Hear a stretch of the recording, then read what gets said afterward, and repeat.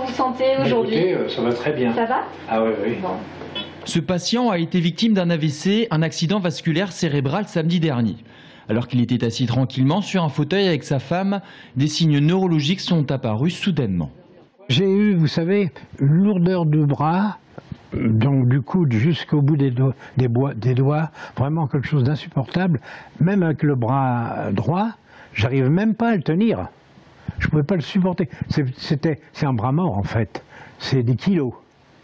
Et puis alors, ce qui a affolé mon épouse, c'est surtout le parler. Je ne pouvais plus parler.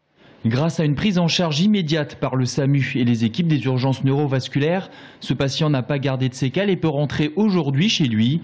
C'est dans ce type d'unité que M. Fourmestro a été hospitalisé en urgence. Une prise en charge qui est une question d'heure.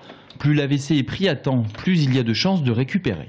Nos patients qui arrivent, arrivent en urgence, ils sont adressés par le SAMU. Tout de suite, à l'arrivée, on est en présence de 2 infirmières, une aide-soignante, un médecin, et on a 4 heures pour intervenir à partir du début du déficit. Dans 80% des cas, les AVC sont causés par une obstruction des vaisseaux dans le cerveau.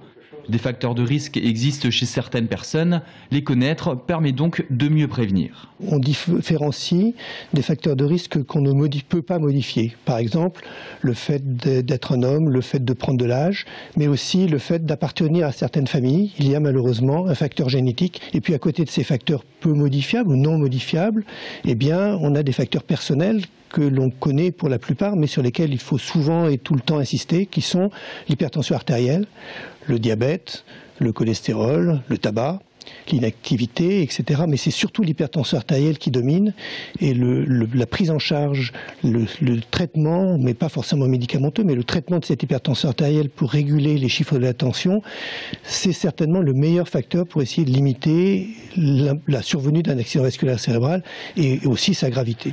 Si la prévention des facteurs de risque est primordiale, en cas de suspicion d'AVC, une seule conduite à tenir.